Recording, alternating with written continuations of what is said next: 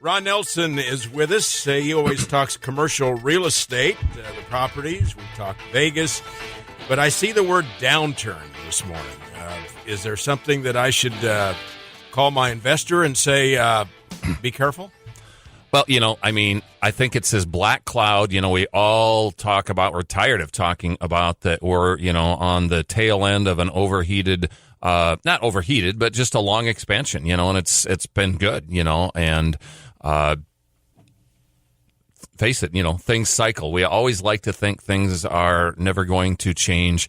The cool thing is, and I hope it's true in this case. How do you know? I'm not an economist, but do you learn something from your, in terms of the policymakers and so forth, from, last time it was the residential mortgage crisis, and, the time before, we've had the internet bubble and the correction. And so, each time, in as much as you'd love to never have downturns and everything go well all the time, that's inevitable. And so, how can you soften the impact? How can you soften the blow? And for the first time ever, and, there's probably some things out there, but we're going to talk about a study on the grocery store industry. But in that article, I saw it actually quoted, and it just made it sound like, this is the next, the quintessential source on the downturn. And it says, basically, in the face, they're referencing, the grocery industry and talking about the industry is going to do fairly well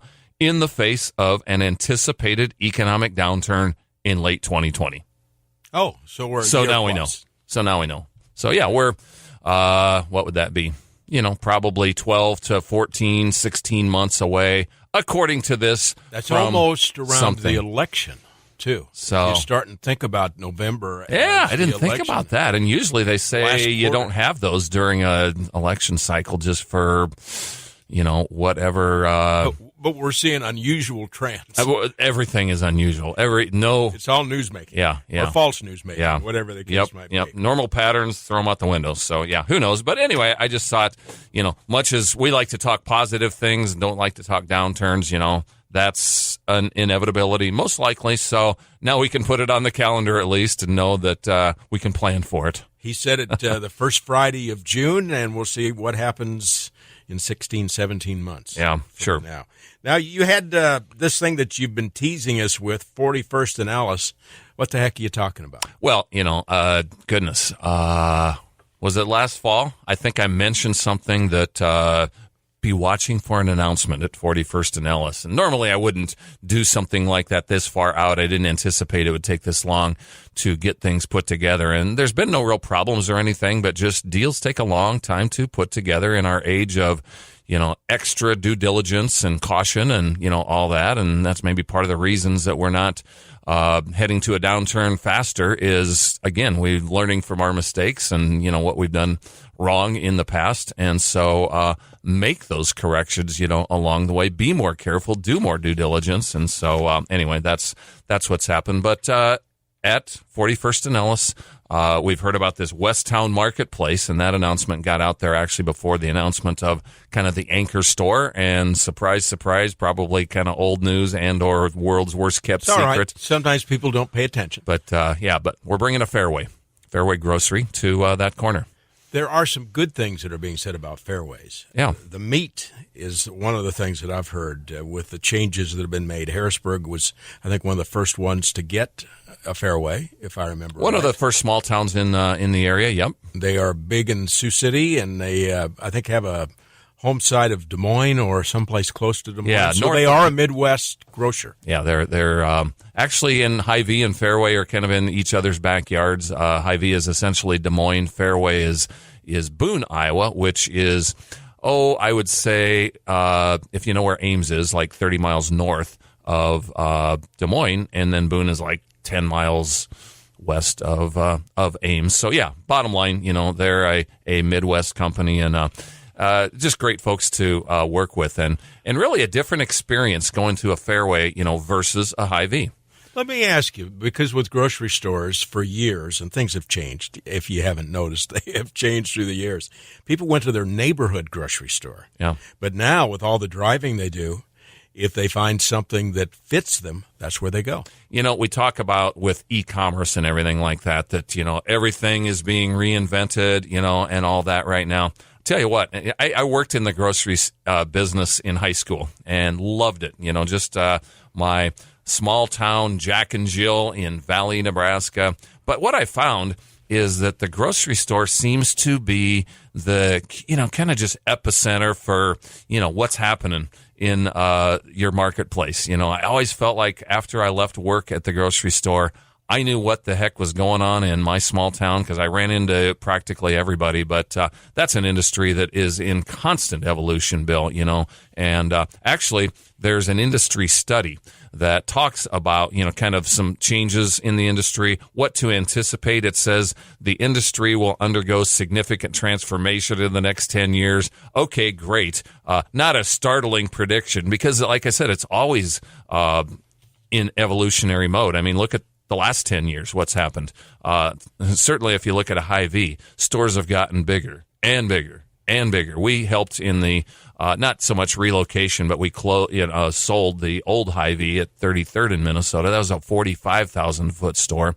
The new one that they built at 30, it's not new any longer, but, you know, the replacement for 33rd in Minnesota, the 37th store, I want to say was 80,000 feet, literally almost double in size of the earlier version of their store at 33rd. And, you know, that's what's been happening, you know, last 10 years. You know, if you talk about trends, stores have gotten larger. Also, you can get groceries anywhere, you know, anymore, it seems like. I mean, Sam's, the new Fleet Farm, Costco, Fleet Farm, Menards, Dollar General, Walgreens, and, of course, Amazon. And so, you know, the industry's changing. And this is where they talked about the downturn coming up in the fall of 2020. It says the grocery industry sees steady growth for the next 5 years. You know, the other competition for grocery stores isn't one that's as obvious. I mean, because obviously, you know, we need grocery stores. We need food. You know, we have this addiction as human beings to food. So it's obvious that grocery as an industry should be growing, right? But what is also competition for grocery stores? Restaurants. You know, we're so busy, you know, we're running in every direction. And a lot of times you just don't have time to, you know, get your raw food product, put it together, cook, you know, and all that when you can just swing through the drive-thru on the way to the soccer game. So, you know, that has, you know, been a trend as well the last, you know, few years. You're seeing restaurants inside grocery stores. But what they're saying for the future is we're going to potentially see the next 10 years some of the new trends, some stores going smaller. You know, we've got to that point. I mean, you walk into that Hy-Vee and it's just you get like, lost. I hope what I want isn't in the far opposite corner of where I'm standing. And inevitably it usually is. And inevitably, sometimes I make the trip twice because it's like, oh, I forgot this. And where is it? Oh, are you kidding me? Back in that big store. So that's one of the things Fairway has done. Their model is about half the size of a Hy-Vee. But the other trends that we're going to see, you know, specialty grocers. Aldi is coming to town. You know, they're a lot smaller. They're like 12,000 feet. But, you know, there's some of these specialty natural stores you've seen. We talk, of course, about Whole Foods, Trader Joe's that we'd like to see. There's other brands out there called Fresh Time, Sprouts, natural grocers, similar in many respects to Trader Joe's, but, of course, they all have their own individual personalities. We'll see e-commerce, you know, still happening in grocery, but, you know, bricks and mortar isn't being threatened in the grocery industry because at the end of the day, you know, I'm not going to buy my lettuce on Amazon, you know, and so I got to go in and get my perishables and all that from grocery at the very least. So anyway, that's kind of some trends happening in grocery. He's Ron Nelson. How do they find you, by the way? We are Nelson Commercial Real Estate is the name of our company, and we are on the web. And for short, N Commercial is always a way to find us. All right. On the news last night, talking about grocery stores, they're talking about no longer taking plastic bags at recycling places. A lot of the groceries that we get are now, they give you a choice, paper, plastic bags, box, whatever it is. If the plastic bags can't go back to the recycling, what do you do with them? Does that change what groceries stores might do. That's out of my pay grade or above my pay grade, Bill. But they got to be thinking about it. I love those sacks. I save those sacks and I stuff them in. I stuff a bunch of sacks into a bigger sack. And literally last night we were sweeping. You got sacked. We were sweeping grass off the driveway or off the street that has accumulated and now dried from just all the runoff from all the rain, and there's all this dried grasses in our. So we used one of the.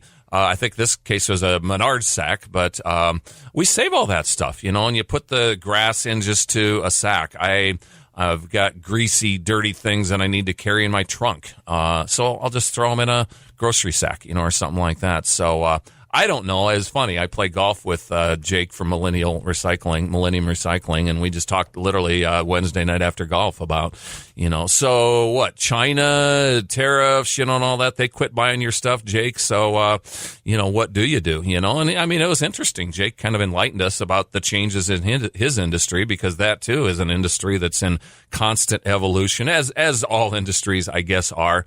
But, how that's going to change the grocery industry, Bill, I don't know. But, it's always some new issue to spellbound us with, right? Now, you might not know this, but if it's a new idea, I think you and I would make it the Nelson Zortman idea. Okay? I'm all for that. You walk in a grocery store. What if you had a GPS of where everything is in that grocery store? I think they're starting to do that in some, they have apps, on like a Menards app, and a couple of times I've said, everything is. Well, I've said, find somebody in a blue shirt, where's the, whatever, nails, and they're like pulling up the app on their phone, and they're like, oh yeah, it looks like it's in aisle 45, and it may not be GPS, but at least it'll kind of point you in a direction that we all, especially as guys. And that's what I was going to say. For the women that send the guys to shop and they can't find it, a GPS. I told you were asking me about something else earlier, and I said that's above my pay grade. Here's the other thing that's not part of my pay grade, but I'm on a crusade to change, and that's these stores that keep rearranging things. Makes me crazy. Duh. I go in and I say, where's the pears or whatever? They aren't in the same place they were last time. And, oh, yeah, we relocated. I'm like, guys really love it when you relocate things or rearrange things like that. And they're like, yeah, I know. So I think it's a way to keep things fresh for stores. But, man, it drives us crazy, us guys, right? It does. Ron, how do they find you? Again, Nelson Commercial Real Estate, or N Commercial on the web for short. And if you're wondering about a career start, you can always be starting in a grocery store. There you go. Look at what's happened to Ron. Absolutely. Thanks. We'll talk next week.